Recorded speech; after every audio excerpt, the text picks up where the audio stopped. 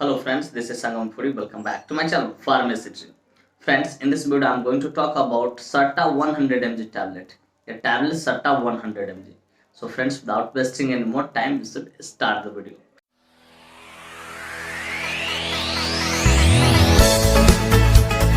Friends, यह video ना सिर्फ जानकारी के उद्देश्य से बनाई जा रही है। इस वीडियो को देखने के बाद कोई भी मेडिसिन आप खुद से इस्तेमाल ना करें, कतई सेल्फ मेडिकेशन ना करें। Friends, actually don't support self medication at all. So before taking or using any medicine, you must consult your doctor. कि कोई भी दवा लेने से पहले या इस्तेमाल करने से पहले आप अपने डॉक्टर से एक बार जरूर कंसल्ट करें। तो फ्रेंड्स, चलिए वीडियो की शुरुआत करते हैं। फ्रेंड्स, आज का हमारा टॉपिक है सर्टा 100 mg टैबलेट। फ्रेंड्स, सर्टा 100 mg टैबलेट बहुत ही शानदार, बहुत ही प्रसिद्ध प्रेस्क्रिप्शन मेडिसिन है, जिसका इस्तेमाल एंजाइटी डिप्रेशन को ठीक करने के लिए किया जाता है। यार किसी को एंजाइटी हो रखा है या डिप्रेशन हो रखा है तो उसको ठीक करने के लिए इस मेडिसिन का इस्तेमाल किया जाता है। फ्रेंड्स, थोड़ा देर पहले मैंने क्या बोला, ये प्रेस्क्रिप्शन मेडिसिन है। चलिए जरा इसे समझ लेते हैं। डियर व्यूअर्स, प्रेस्क्रिप्शन मेडिसिन कहने का अर्थ था कोई भी वैसा मेडिसिन जिसे परचेज करने के लिए, खरीदने के लिए हमें डॉक्टर की प्रेस्क्रिप्शन की जरूरत हो, उसे हम लोग प्रेस्क्रिप्शन मेडिसिन बोलते हैं। फ्रेंड्स, यह मेडिसिन एंटी डिप्रेसेंट कैटेगरी से बिलोंग करता है, या तो इसे दूसरे शब्दों में SSRI कैटेगरी भी आप बोल सकते हो, सेलेक्टिव सेरोटोनिन रीअपटेक इनहिबिटर भी आप बोल सकते हो। अब जाहिर सी बात, हमने इस दो टर्म्स का इस्तेमाल किया तो मेरे व्यूअर जानना चाहेंगे, पूछना चाहेंगे, sir what is the exact meaning of anti depressant category और SSRI कैटेगरी जो आपने बोला है।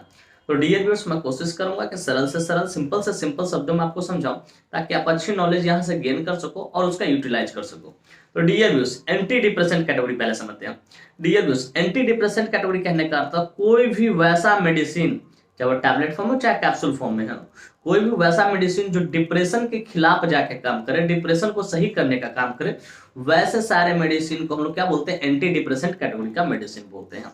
फ्रेंड्स, दूसरा टर्म्स मैंने इस्तेमाल जो किया था यहाँ पे कि SSRI कैटेगरी से, मतलब सेलेक्टिव सेरोटोनिन रीअपटेक इनहिबिटर।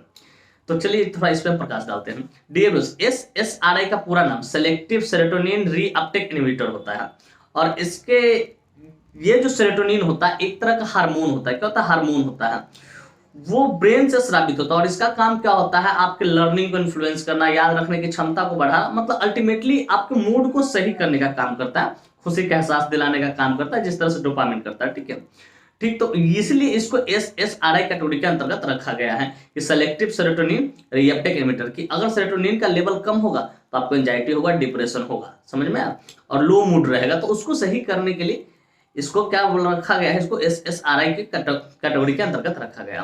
तो डियर व्यूअर्स, मैं उम्मीद करता हूं कि ये बातें आपको अच्छे से समझ में आ गया। आप इसे एंटी डिप्रेसेंट कैटेगरी का मेडिसिन बोलिए, SSRI कैटेगरी का मेडिसिन बोलिए, सेलेक्टिव सेरोटोनिन रीअपटेक इनहिबिटर। और सेरोटोनिन क्या होता है? एक तरह का हार्मोन होता है जो क्या करता है, आपके लर्निंग को इन्फ्लुएंस करता है, आपके सीखने की क्षमता को बढ़ाता है, याददाश्त मजबूत रखता है, ये सब मूड आपका सही रखता है, खुशनुमा मूड रखता है, ये सब सही करता है। और इसका लेवल कम होगा तो परेशानी होता है। ठीक है, तो फ्रेंड्स, मैं उम्मीद करता हूँ कि ये बातें आपको अच्छे से समझ में आ गई। फ्रेंड्स, चलिए बात करना चाहें कौन सी कंपनी इसको मैन्युफैक्चर करती है, क्या इसमें मॉलिक्यूल्स पाए जाते हैं, क्या इसके यूसेज होते हैं, क्या इसके कंट्रा इंडिकेशन होते हैं, क्या इसके साइड इफेक्ट होते हैं, क्या इसके डोज होते हैं, क्या इसके मोड ऑफ एक्शन होते हैं।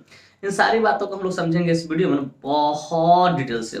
Friends, I will make you understand each and everything in a very simple way. Friends, मैं यहाँ पे ना हर एक चीज को बहुत शानदार तरीके से और बहुत सस्ता तरीके से आपको समझाऊंगा। तो friends, first of all I would like to talk about which company manufactures it. तो फ्रेंड्स, चलिए सबसे पहले हम लोग ये जान लेते हैं कौन सी कंपनी है जो इस मेडिसिन को मैन्युफैक्चर करती है। तो फ्रेंड्स, इस मेडिसिन को टोरेंट फार्मास्यूटिकल इंडस्ट्री द्वारा मैन्युफैक्चर किया जाता है, जो कि अपने आप में काफी प्रचलित फार्मास्यूटिकल इंडस्ट्री है।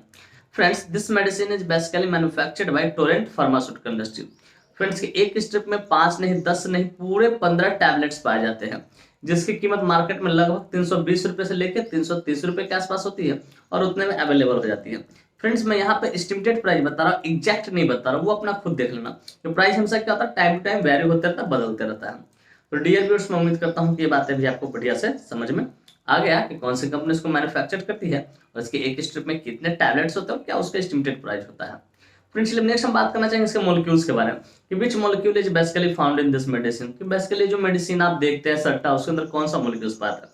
तो फ्रेंड्स, बेसिकली इसके अंदर सिंगल मॉलिक्यूल सर्टालिन 100 मिलीग्राम पाया था, सर्टालिन 100 मिलीग्राम पाया था, जिसका इस्तेमाल एंजाइटी और डिप्रेशन को ठीक करने के लिए किया जाता है।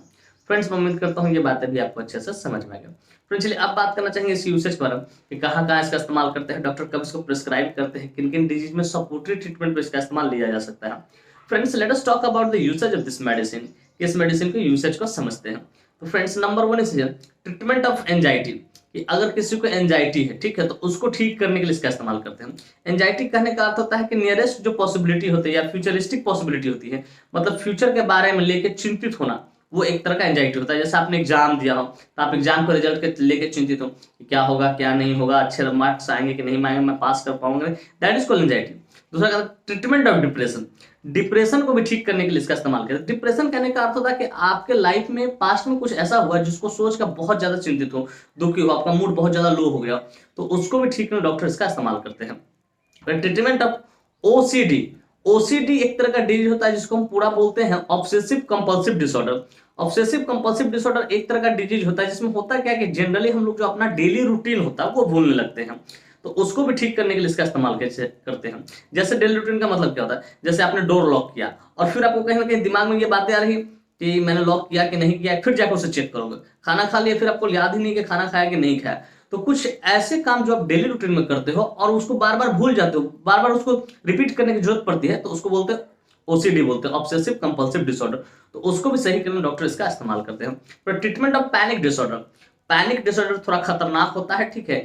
बेसिकली पैनिक डिसऑर्डर भी एक तरह का डिजीज है जिसमें होता क्या है कि अचानक से आपको स्वेटिंग होने, पसीना चलने लगेगा, ठीक है, घबराहट बेचैनी होने लगेगा, सांस लेने में तकलीफ होगी, परेशानी होगी, सीने में चेस्ट में दर्द होने, चेस्ट पेन होने लगेगा, हाथ पैर कांपने लगेंगे। तो ये थोड़ा पैनिक जो डिसऑर्डर तो वो थोड़ा लाइफ थ्रेटनिंग होता है और सही समय पे मेडिसिन ना मिले तो पेशेंट की जान भी जा सकती है उस परिस्थिति में, और आपको मरने से डर लगता है, आपको लगेगा अब मर जाएंगे अब मर जाएंगे, ऐसा फील होने लगता है, ठीक है। तो ये होता है पैनिक डिसऑर्डर। तो पैनिक डिसऑर्डर को भी ठीक करने डॉक्टर इसका इस्तेमाल करते हैं। फिर कहता है ट्रीटमेंट ऑफ लो मूड, अगर किसी का मूड लो हो, ठीक है, तो उसको भी ठीक करने डॉक्टर इसका इस्तेमाल करते हैं। फिर treatment of PMS, premenstrual syndrome. PMS कहने का अर्थ होता है कि जो महिलाएं होती है, जो गर्ल्स होती है, तो उसको बिफोर पीरियड आने से पहले, मेंसेज आने से पहले होता है क्या, उसका मूड इरिटेट होता है, स्विंग करता है, चिड़ी रहती है, गुस्सा करती है, ठीक है। तो इन चीजों को कंट्रोल करने के लिए जो डॉक्टर होते हैं इसको प्रिस्क्राइब करते हैं। पर treatment of post operative stress disorder, कि अगर किसी को इंजरी हो गया, चोट लग गया हो, ठीक है, और चोट लगने के कारण वो बहुत ज्यादा सोच रहा हो, कि जैसे काम करने वाला व्यक्ति हो, सोच रहा है मेरा काम कैसे होगा, कौन मेरा काम करेगा, मेरी सैलरी कैसे आएगी, तो दैट इज कॉल्ड, ये ट्रॉमेटिक जो इंजरी होता है उसके कारण जो स्ट्रेस होता है, ठीक है, तो उसको भी ठीक करने के लिए, कंट्रोल करने डॉक्टर इसका इस्तेमाल करते हैं। तो फ्रेंड्स बेसिकली इतने सारे जगहों पर डॉक्टर इसका इस्तेमाल करते हैं। तो फ्रेंड्स मैं उम्मीद करता हूँ कि ये बातें आपको अच्छे से समझ कहाँ इसका इस्तेमाल किया जाता है। फ्रेंड्स चलिए अब बात करना चाहेंगे सर कंट्राइंडिकेशन के बारे में। Friends, without knowing contraindication, we should never ever administer any drug, any medicine to them. कि बिना कंट्राइंडिकेशन जाने कभी भी किसी को भी कोई भी मेडिसिन हो आपको एडमिनिस्टर नहीं करना, इसका परिणाम घातक हो सकता है। तो फ्रेंड्स नंबर 1 कंट्राइंडिकेशन अल्कोहल, कि अगर किसी व्यक्ति ने अल्कोहल कंज्यूम कर रखा उसको आपको नहीं देना। फिर प्रेग्नेंट लेडी, कि अगर कोई लेडी माँ बनने वाली इन द फैमिली वे में है तो उसको भी आपको नहीं देना। फिर ब्रेस्ट फीडिंग मदर, और कोई स्त्री अपने बच्चों को दूध पिलाती है, स्तनपान कराती है, तो उसको भी आपको नहीं देना है। मतलब लिवर डे और किडनी डिजीज, और कोई व्यक्ति लिवर डे और किडनी डिजीज से सफर कर रहा है तो उसको भी आपको नहीं देना। फिर कहते हैं हार्ट डिजीज, अगर कोई व्यक्ति हार्ट डिजीज, ठीक है, से सफर कर रहा है तो उसको भी आपको नहीं देना है। फिर कहते हैं एपिलेप्सी, अगर किसी व्यक्ति को मिर्गी के झटके आ रहे हैं, दौरे आ रहे हैं, कन्वल्जन आ रहे हैं, फिट्स आ रहे हैं, तो उसको भी आपको नहीं देना है। फिर कहते हैं ग्लूकोमा एक आंख की डिजीज होती है, ठीक है, अगर उससे भी कोई सफर कर तो उसको भी आपको नहीं देना। तो फ्रेंड्स ये कुछ इसके कंट्राइंडिकेशन, इस तरह कोई भी हिस्ट्री मिले पेशेंट का, उस पेशेंट को आपको नहीं देना। तो फ्रेंड्स मैं उम्मीद करता हूँ इसके कंट्राइंडिकेशन भी आपको बढ़िया से समझ में आ गया। फ्रेंड्स चलिए अब बात करना चाहिए मोड ऑफ एक्शन के बारे में, कि आखिर ये मेडिसिन काम कैसे करता है।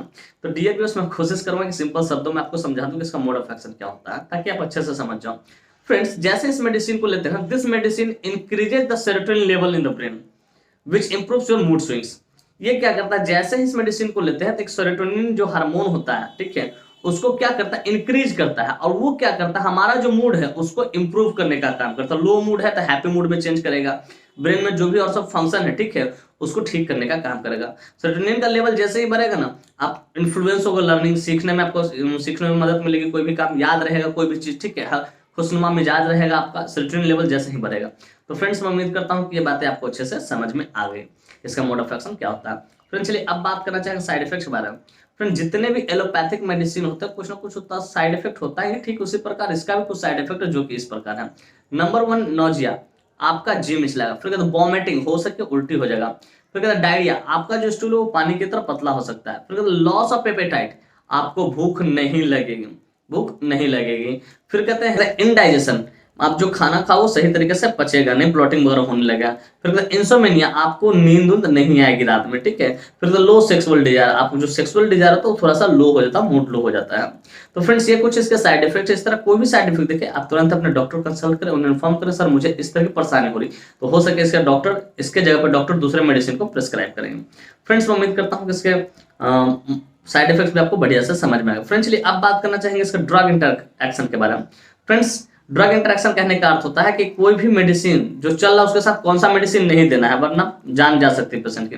तो फ्रेंड्स बेसिकली ज्यादा कुछ इसके ड्रग इंटरैक्शन नहीं, तो दो ही होते हैं। नंबर 1 है लाइनजोलिड, आपने नाम सुना होगा लाइनजोलिड 600, ठीक है। और दूसरा रेबॉक्सटिन, रेबॉक्सटिन के साथ आपको नहीं देना है। तो फ्रेंड्स मैं उम्मीद करता हूँ ड्रग इंटरैक्शन भी आपको बढ़िया से समझ में आएगा। फ्रेंड्स चलिए अब बात करना चाहें डोज के बारे में। फ्रेंड्स डोज हमेशा डिपेंड करता है एज पे, बॉडी वेट, सिविरिटी पे, जेंडर पे, इन सारी चीजों पे डोज डिपेंड करता है। लेकिन यहाँ जो मैं डोज बता रहा हूँ एडल्ट के लिए बता रहा हूँ, जिनको 18+ 20+ उसके ऊपर कर रहा हूँ।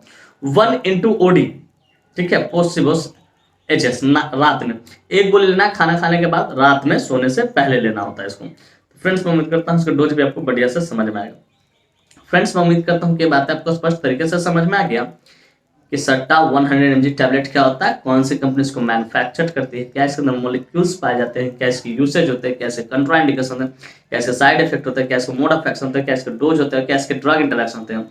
और साथ ही साथ मैं ये भी उम्मीद करता हूँ कि मेरी यह वीडियो काफी इन्फॉर्मेटिव, काफी इंटरेस्टिंग, काफी जबरदस्त लगी होगी आपको, और मेरे इस वीडियो से ना आप लोग बहुत कुछ सीखने को मिला होगा।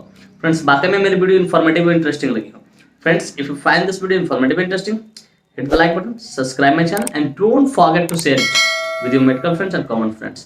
Thank you for watching this video. Bye bye, take care. फिर मिलते हैं नेक्स्ट वीडियो में। तब तक के लिए स्वस्थ रहिए, मस्त रहिए, ख्याल रखिए अपना और अपने परिवार का।